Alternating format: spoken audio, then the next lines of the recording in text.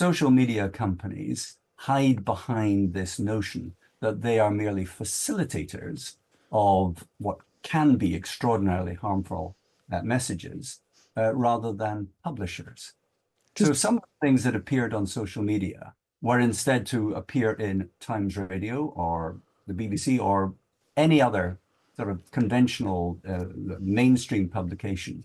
Then those who facilitate that, the publishers of the Times or the BBC senior management, would be facing criminal liability. Now, a key part of the government's success in getting back onto the front foot over the course of the last week has been the ability of the police and the courts to deliver severe and swift justice, from riot police toiling through grueling 18-hour shifts on the front line to judges, yes, even judges working overtime to jail those responsible, not for a few weeks, but in some cases for 2 or 3 years. It's been a mammoth effort from the judiciary to deliver the deterrent effect demanded of them by Keir Starmer. But let's not forget, this is a criminal justice system in crisis, consistently on the brink. One of his first acts as our new Prime Minister from Keir Starmer was to announce non-violent inmates would be released after serving just 40% of their original jail terms in order to ease capacity on a prison system that was perilously close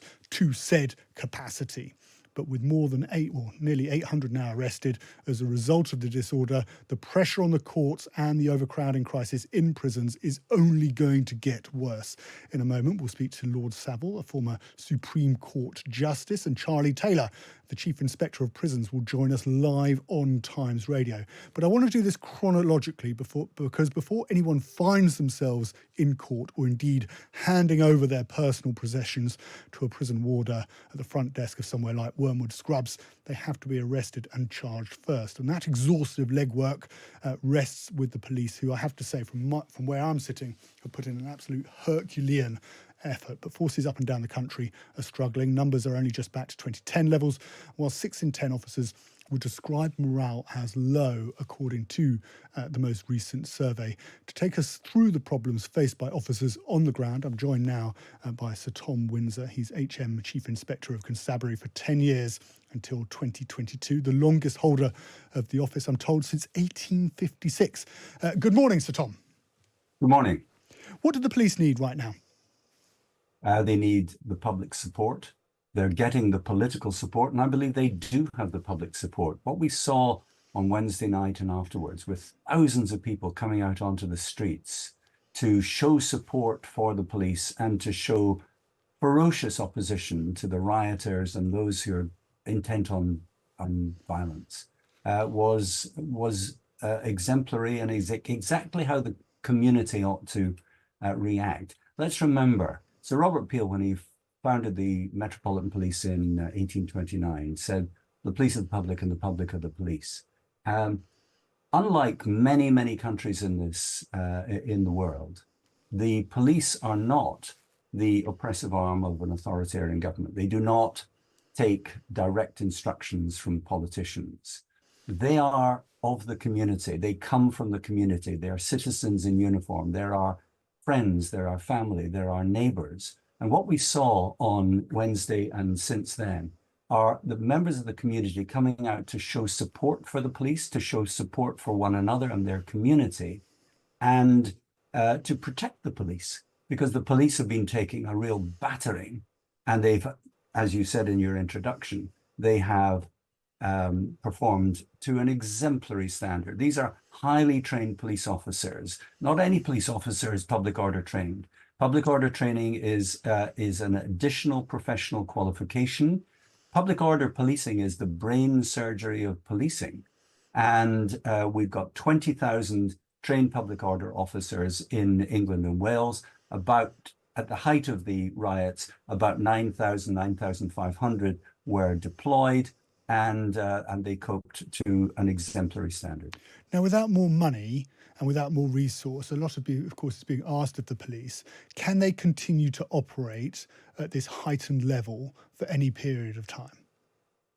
Yes, but I don't think they're going to have to, because the community support that has been shown to them, and the political support, of course, has been of that very high order. So I expect, one can't be complacent, you can't be sure, I expect that these rioters have been shown a lesson of community support, but also the sentences, the swiftness and the severity of sentencing has been so strong that they realize that they're in for jail time. And let's remember, the 2011 riots were predominantly about violence against property. People were looting and setting fire to buildings. In 2024, the violence has been predominantly violence against people. Violence against the police, of course, our fellow citizens, and violence against businesses in order to loot property. But also, in at least one instance, we saw people trying to set fire to a hotel with people inside. Now, these are violence attempts at very severe injury or even death. And if somebody is convicted of setting fire or trying to set fire to a hotel with people inside who can't get out, that's attempted murder, and you can go to prison for life. Do the police need more powers to, in particularly difficult situations, to shut down social media companies or pause the transmission of information, misinformation that could be used to incite violence? Do they need more powers at their disposal? The police have all the powers they need, but I don't think the police should be shutting down social media. Social media should be constrained by economic and public interest regulation in the hands of the communications regulator, which is Ofcom. Now, the Online Safety Act was passed last year. I think it goes some way in order to provide appropriate powers, but it doesn't go far enough. So what you're saying is actually the social media companies, just like we're regulated here at Times Radio by Ofcom, social media companies now need to come under the auspices of the official regulator.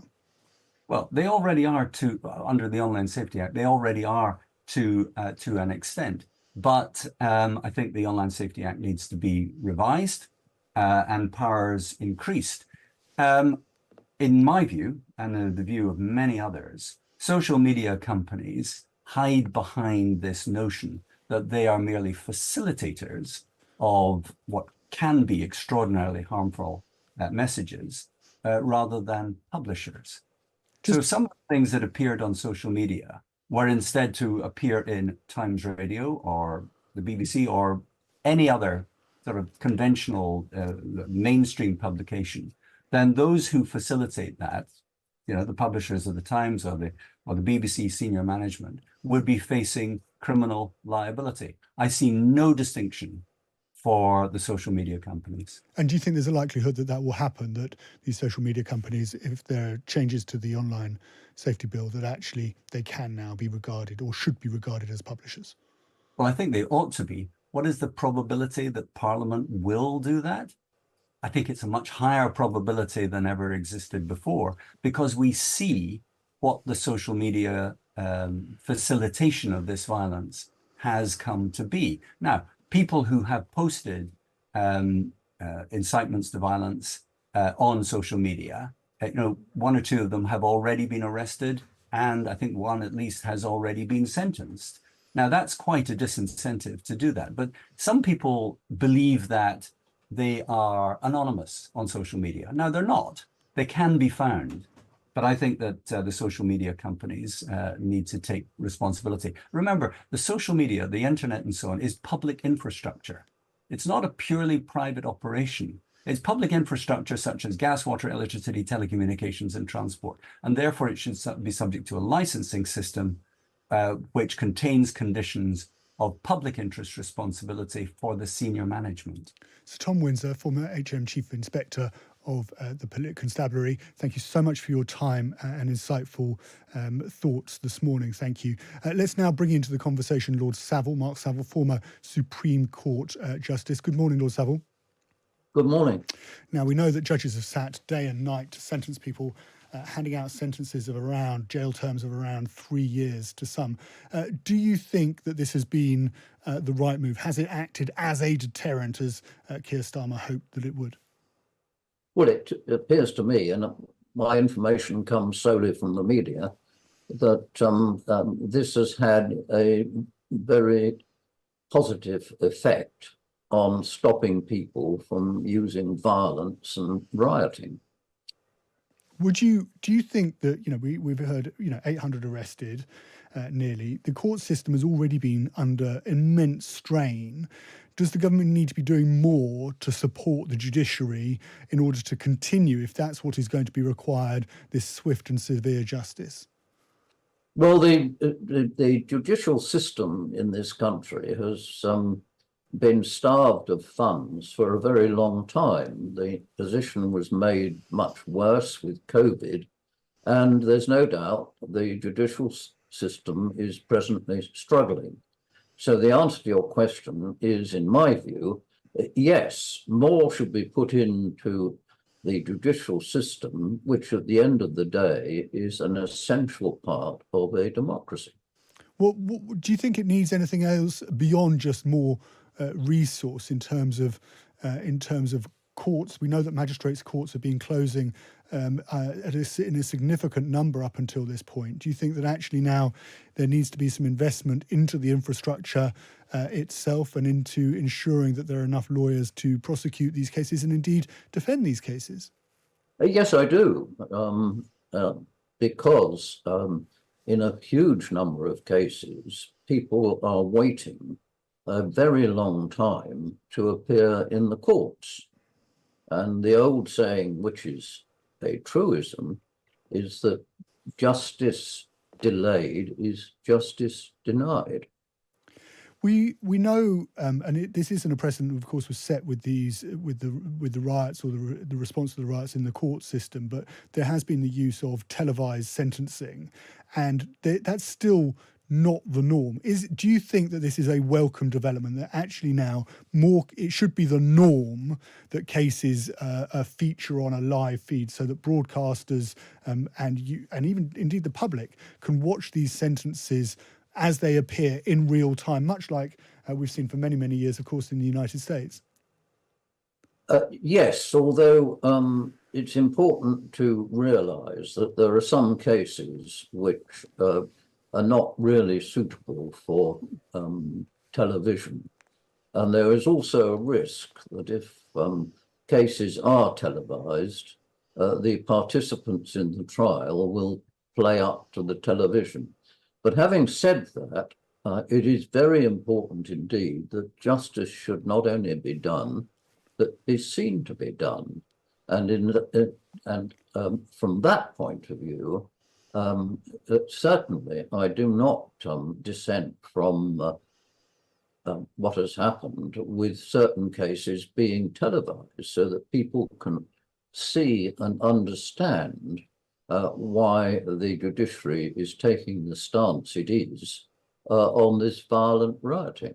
Lord Saville, thank you so much for your time this morning. We really appreciate it. And now I'd like to bring into the conversation Charlie Taylor. He's the Chief Inspector of Prisons at the moment. Good morning, Charlie Taylor. Morning. Thank you for joining us on Times Radio. We've got potentially hundreds, if not thousands, of prisoners now entering the system. Is there a real danger of severe overcrowding? Well, we already have a prison system that is severely overcrowded. The bath is right on the brink of overflowing, and that's why the previous government brought in the early release scheme, which went up to 70 days. And the new government is going to reduce the sentence length for a large number of prisoners, letting out the first tranche in September of around 2,000 prisoners. So we have an overpopulation crisis already.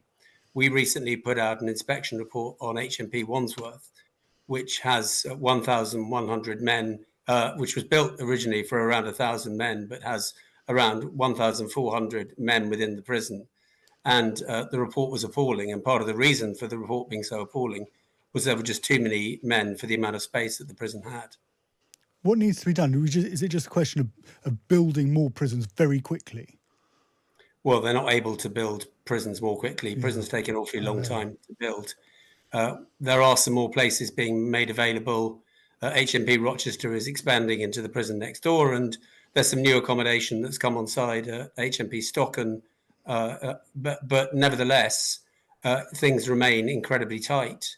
And we've seen recently, for example, HMP Dartmoor have to pretty much empty out because of the discovery of radon gas in cells. So the prison service rightly aims to have a buffer zone for the number of people in prison in order that if there is an incident like the riots that we've seen over the last week or so, that they have enough accommodation available. But at the moment, things are unbelievably tight. But is there an inherent risk that we end up in a situation where people are released from prison who simply shouldn't be released from prison? They go on to commit offences and the public will rightly turn around and say, well, hang on a moment, this person should have been in prison. They shouldn't have been free on the streets because of overcrowding and because the prison system needs that place in order to take somebody else. Well, that is, of course, always a risk. And it's always a risk that people who come out of prison commit further offences. And the prison, in the Prisons Inspectorate, we've been complaining for many years about the quality of preparation for release for many prisoners anyway, particularly when they've been held in overcrowded conditions, and particularly when prisoners haven't been given anything like the opportunities to build up the skills, work, education, knowledge that they need in order to resettle successfully when they come out. So if someone is locked in a cell for 22 hours a day, as sadly they are in many jails, if they're not getting access to education, training or work, if the place is suffused with drugs, as sadly many prisons are, and those prisoners then come out back onto the streets, the danger is that they will fall back into reoffending. So this is a long-term issue, which potentially is compounded by the early release schemes, but this is something we've worried about for many years. So it's like we're going to make the situation worse because rather than actually trying some constructive work to help people to turn their lives around, and of course there's always an element, isn't there, of retribution from society when somebody is jailed, but part of it is also rehabilitation, and that's going to be much more difficult if we continue to operate with a prison system that is at very near to capacity. Yes, and the government had to make urgent decisions about what they were going to do with the prison population. They were in a very, very difficult position, and they had to make that decision. What worries me is that, and anything that reduces the prison population, as far as my job as Chief Inspector of Prisons is concerned, is a good thing. But nevertheless, if people are being released from prison without having the sorts of rehabilitative work that is going to make them successful when they come out, then the £50,000 a year the taxpayer spends on keeping somebody locked up, I would suggest is wasted. Can I just? That's an important point, actually, and I know you're non-political, you're apolitical, but the situation. This is a situation that Keir Starmer, Shabana Mahmood, the Justice Secretary. This is a situation that they've inherited. I'm correct in saying they're having to do this early release because of the crisis in the prison system right now. I just want clarity on that, if that's okay. Yeah, absolutely. Whatever government had won the election last month, they would have had to have made a similar sort of decision. The prison population, they either had to turn off the taps or they had to let the plug out of the bath, and they've decided to let the plug out of the bath, but the taps are still pouring. So when you say turn off the taps, you mean judges having to make decisions, essential decisions, not to put people into prison. Indeed. Where does the is it just a question of more money and more investment, and is there also, can temporary accommodation be brought online in order to try and ease the crisis? I'm thinking about, and I might be sort of speaking out of turn here, but I'm thinking also about the Bibby Stockholm. Of course, the government Home Office has cancelled the contract as that being used as a detention centre. But some of our listeners might be wondering whether we could be using temporary accommodation like the Bibby Stockholm to try and just ease a little bit of pressure on the prison system itself. The barges like the Bibby Stockholm wouldn't be appropriate for prisoners. It's not secure enough. There was in the past a prison ship that was moored in Portland Harbour in the 1990s. I gather that is now rotting somewhere in West Africa. So it's very difficult to build accommodation quickly. There are some pods that can be lowered into prisons, and a number of prisons have got those in place, which are reasonably good accommodation. But when it comes to building anything more sustainable, it takes a long time. Everything, planning, building, tendering, everything takes a long time when it's to do with prisons.